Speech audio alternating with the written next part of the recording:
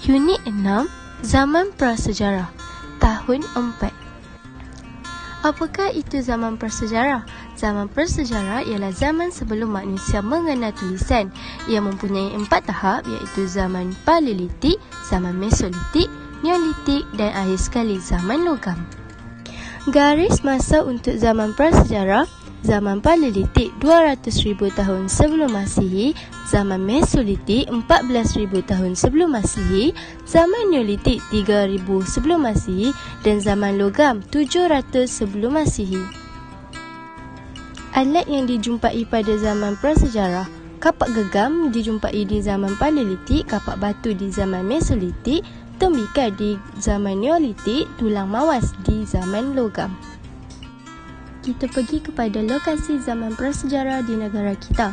Zaman Paleolitik di Kota Tampan Perak, Tim Kayu Sabah, Gua Niah Sarawak.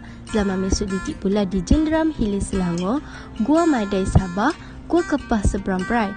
Zaman Neolitik pula Bukit Tengkorak Sabah, Gua Cah Kelantan, Gua Badak Perak. Dan zaman logam kita dapat jumpai lokasinya di Sungai Tembeling Pahang, Lembah Bernam Selangor, Gua Harimau Perak. Jadi, seperti yang kita dapat lihat di sini, saya sertakan peta Malaysia yang menunjukkan lokasi zaman prasejarah di negara kita.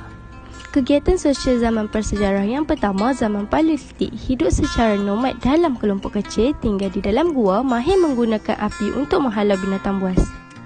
Yang kedua, zaman Mesolitik, hidup secara nomad dalam kelompok kecil, tinggal di dalam gua, pesisir pantai atau muara sungai.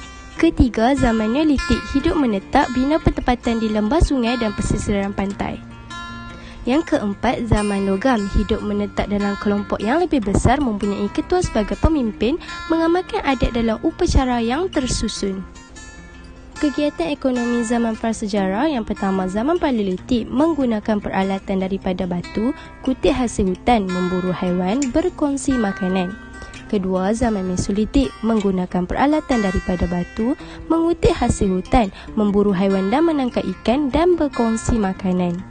Ketiga, zaman Neolitik, menggunakan peralatan daripada batu yang lebih kemas, dilincirkan dan mempunyai pelbagai fungsi, bercucuk tanam, menangkap ikan, menternak haiwan, hasilkan tembikar tanah, menjalankan aktiviti perdagangan seperti tukar barang dan pengukusan pekerja. Akhir sekali, zaman logam, gunakan peralatan yang diperbuat daripada logam, perdagangan dan pelayaran, aktiviti perdagangan secara tukar barang dan jalin hubungan dengan kerajaan luar. Perkembangan teknologi dalam kehidupan manusia: perubahan dalam pertanian, masa dulu menggunakan peralatan asas seperti kayu dan batu, sekarang menggunakan jentera.